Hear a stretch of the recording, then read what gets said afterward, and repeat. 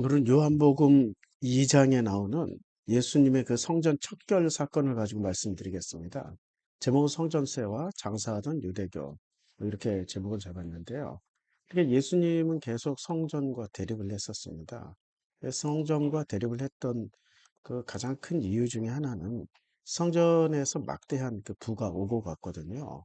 예수님 무슨 행동을 하셨냐면 성전 안에 들어가서 소와 양과 비둘기 파는 사람들과 돈 바꾸는 사람들이 앉아 있는 걸 봤어요. 그러니까 성전에 소와 양과 비둘기 파는 사람들이 있었고요. 또 돈 바꾸는 사람들이 있었습니다. 우선 소와 양과 비둘기 파는 사람들, 장사꾼들이죠. 근데 소와 양과 비둘기를 왜 성전에서 팔았냐? 이것은 디아스포라 유대인들과 관련이 있습니다. 이 디아스포라 유대인들을 우리가 좀 알아야 되는데, 이 디아스포라 유대인들의 숫자는 예수님 당시에 로마의 사만을 비롯해서 로마 제국 전역에는 400만 명 정도가 존재하고 있었습니다. 소아시아의 100만 명, 아가야 마게도니아 지방의 100만 명, 바벨론 지역의 100만 명, 그리고 알렉산드리아 지역에 100만 명으로 결코 만만한 숫자가 아니에요. 이 중에 이제 성전세를 내야 하는 유대인들의 그 성인 남성과 또 그 청년, 소년까지 다 성전세를 내야 되거든요. 근데 이 성전세를 내는 그 숫자, 이 숫자가 유대 사회 내, 그러니까 지금의 이스라엘 땅 영토 안에서 살고 있었던 숫자보다 거의 뭐, 거의 한 10배 정도 많았다고 보면 되는 거죠. 엄청난 숫자의 사람들이 와서 성전세를 내야 되는데, 이 성전세를 내려면 뭐를 해야 되냐? 첫 번째, 소나 양이나 비둘기를 제물로 바쳐야 돼요. 근데 원래 레위기 규정에서는 소나 양과 비둘기 이 제물을 바칠 때는 흠과 결이 없어야 됩니다. 근데 흠과 결이 없으려면은 알렉산드리아에서 오든 아니면 마게도니아 아니면 저 페르시아 지역에서도 엄청나게 많이 살고 있었고 에디오피아 지역에서 살고 있었거든요. 이 사람들이 오려면 흠과 결이 없이 소나 양을 가지고 와야 돼요. 그게 가능합니까? 불가능하지. 사람은 배고프면 좀 굶기도 하고 힘들면 그냥 길바닥에서 자기도 하는데 흠과 결이 없게 하려면 이 재물들을 사람은 길바닥에서 자고 이 재물들은 여관에서 지어야 돼요. 사람은 뭐 맥도날드 핫도그를 먹든지 간에 이 재물들은 엄청나게 비싼 갈비탕, 뭐 소머리곰탕 이런 걸 먹여야 돼요. 그래야 상하질 않아. 몸이 안 상해. 왜냐하면 이 최소 열흘 에서 길게는 한 달 이상의 거리를 걸어오거나 해야 됐거든요. 그러니까 소와 양과 비둘기를 파는 사람들이 존재할 수밖에 없는 거죠. 이유는 아주 간단합니다. 소와 양과 비둘기를 제물로 바쳐야 되는데 흠과 결이 있게 될 수밖에 없단 말이에요. 그리고 또 하나는 이 제사장이 검수를 하거든요. 합격품, 불합격품. 그런데 제사장들이 멀리서 가져오면 다 불합격품 때려버립니다. 웬만해서는 다 불합격품 때려요. 왜냐하면 불합격금을 때려야 자기네들과 체인점을 맺은 소 파는데 양 파는 비둘기 파는 사람들에게 바로 재물을 사서 즉각 바칠 수 있어요. 그러면 에디오피아에서는 한 10만 원이면 가져올 소를 예루살렘에서는 거의 10배 아니 10배에서 100배 정도를 주고 사야 돼. 10만 원이면 살 수 있는 소를 참 100배니까 10배 100배니까 100만 원에서 1000만 원 정도의 돈이 들어간다 이거지. 얼마나 비싸. 폭리를 취해도 이만저만 폭리를 취하는 게 아니죠.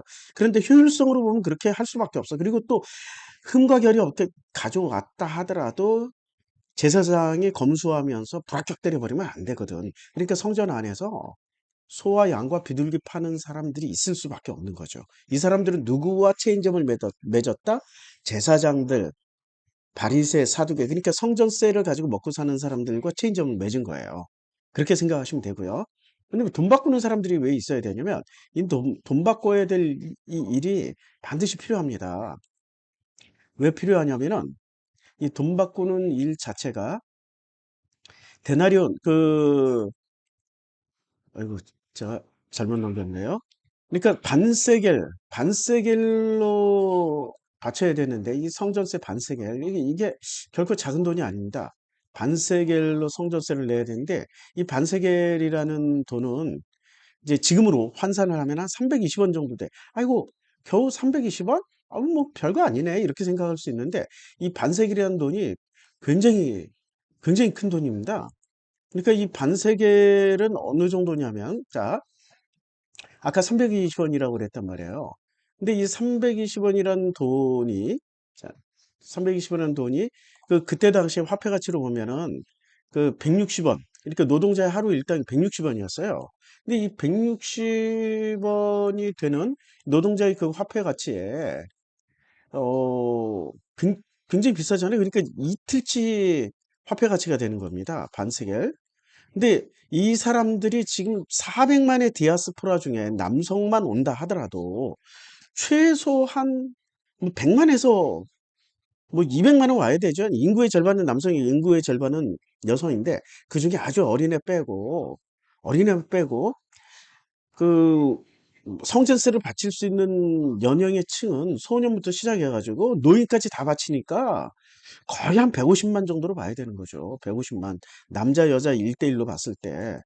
그런데 이 반세길이라는 거는 히브리어에 보면 반드시 이제 바세길로 바쳐야 돼요. 히브리어로, 아니 그 히브리 돈으로 바쳐야 돼요. 쉐켈 하코데시라고 거룩한 세겔이라고 불리면서 출애굽기 30장 13절 16절에 근거해서 여성와 미성년자들을 제외한 미성년이라는 것도 지금 기준하고 18세 미만 이런 게 아닙니다.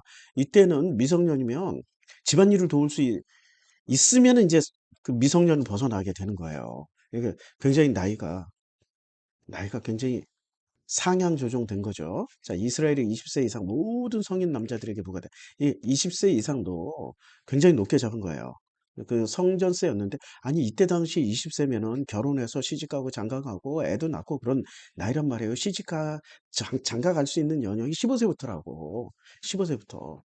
이제 성전세였는데, 그 대상은 노예나 자유를 얻은 그 모든 종들까지 포함이 됩니다. 그러니까 유대교인들뿐만이 아니라 유대교인으로 전향한 사람들까지 다 포함이 돼요.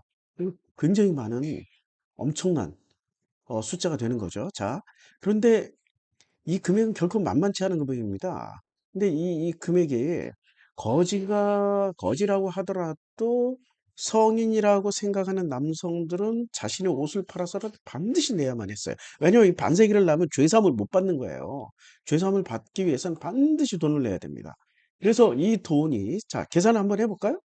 이 돈이 얼마나 많은 숫자의 그 엄청난 금액인지 한번 계산 한번 해보겠습니다. 자, 한 150만 명, 그 디아스포라 성인 남성 150만 명으로 보고요. 이 150만 명이 하루 이틀치, 그러니까 한국 사람들이 기준으로 치면은 하루 뭐 품삯이 얼마 정도 되죠?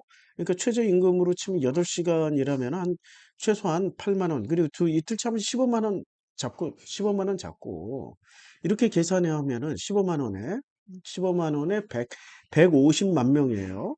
그러니까 와, 15 제가 참 25, 좀 더디 걸리더라도 이해를 좀 해주세요. 여기 15. 그러면은 175. 여기다가 100만이니까 100만 개를 붙여요. 그러니까 500만, 7,500만, 1억 7,500만에 여기다가 또 만 개를 더 붙이는 거죠. 1억 7,500만에 만 개를 더 붙이는 거, 공네 개를. 그러면은 10억, 100억, 1000억, 조 단위가 되는 거죠. 엄청난 숫자에 돈이 들어오는 거예요. 그러니까 이 성전세라는 게 결코 작은 숫자의 돈이 아닙니다. 1년에 조 단위의 돈이 들어와서 조 단위의 돈이 오고 가는 자리예요. 그리고 이것뿐만이 아니라 또 환전을 한단 말이에요. 환전. 그 성전세만 바치는 게 아니라 환전해서 돈 벌어, 그 다음에 이 소와 양과 비둘기 재물을 팔아서 돈 벌어. 그러니까 와, 우리가 생각하기에는 예루살렘 성전 가지고 얼마나 돈을 벌까 했더니 국가 재정 이상의 돈을 버는 거예요. 이때 당시에 조 단위의 돈을 벌 수 있다는 건. 그러니까 제사장이나 제사장이나 아니면은 이 바리새 사두개가 그러니까 여기서 궁금한 건 바리새는 가난한 자를 돕고 가난하게 살고 경건하게 살고 의롭게 살고 소유를 가지지 않고 지금 무소유라고 생각하면 돼요. 바리새가 지향하고 있는 거는 우리 법정스님의 그 무소유 있잖아요. 그걸 지향하는 사람들인데 이 사람들이 11조를 어떻게 냈냐. 그리고 짤락짤락 흔들면서 11조를 냈단 말이야. 성전세, 이 성전에서 나오는 수익금의 일부가 배분이 돼요. 서기관 바리새들은.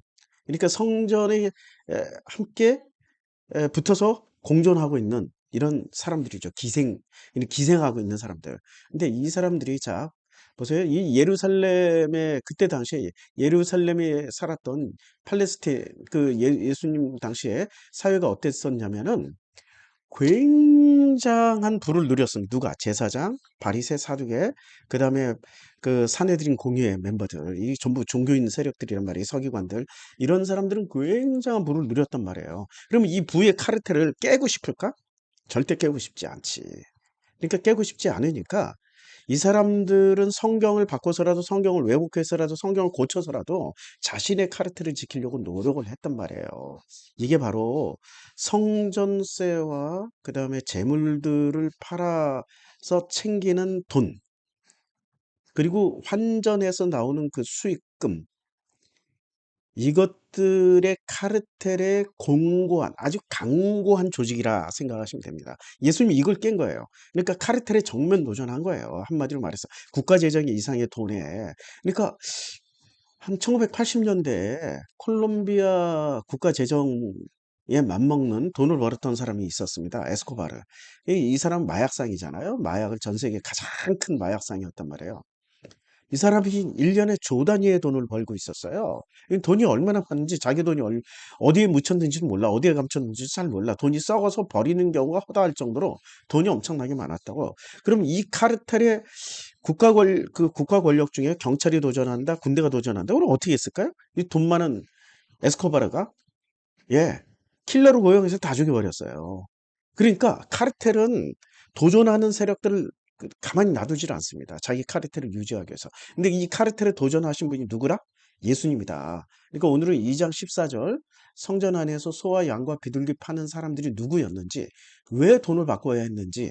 그러니까 거의 150만 명의 돈을 환전을 한다고 생각을 해봐요. 환전 수수료가 반드시 이 이스라엘 유대교인들 돈 세겔로 내야 되는데 이게 로마 돈 오지, 여기 에디오피아 돈 오지, 페르시아 돈 오지, 이렇게 다 환전 수수료가 다 다르다고. 근데 이 환전 수수료가 예루살렘 성전에서 환전하는 것과, 그러니까 6월절에서 환전하는 것과 그냥 평일 이 별기가 아닌 날 환전하는 수수료가 몇십 배 차이가 납니다. 그럼 이 환전 수수료만 해도 150만 명의 환전 수수료. 일당 돈을 얼마나 바꿀지 모르겠지만 한 사람당 한 100만 원씩만 바꾼다. 왜냐면 재물도 사야 되지, 거기 머물러야 되지, 먹어야 되지, 자야 되지 해야 되니까. 100만 원씩만 바꾼다. 100만 원당 10만 원씩만 잡아도 150만 명에 이것만 해도 어마어마한 돈이에요. 어마어마한 돈. 그러니까 조 단위의 돈이 오고 갔던 곳이 성전, 예루살렘 성전의 구조입니다. 이 카르텔을 깨야 됩니다. 예수님은 그 카르텔을 어떻게 하셨어요? 카르텔을? 예수님이 반드시 이렇게 말씀하셨습니다. 자, 예수님이 이 성전은 어떻게 했는지 성전은 허물라라고 그랬습니다. 허물라. 그리고 실제로 예수님은 마태복음 24장에서 뭐라고 말씀하셨냐면요. 이 성전을 마태복음 24장에서는 자, 돌 하나도 돌 위에 남겨지지 않고 다 허물어진다라고 말씀했습니다. 자, 예수님께서 갚는 돌 하나도 돌 위에 남기지 않고 다 무너뜨려져야 비로소 이 카르텔의 구조가 깨어지고 종교개혁이 시작된다. 이런 말씀을 하신 거죠. 자, 오늘은 여기까지 하겠습니다.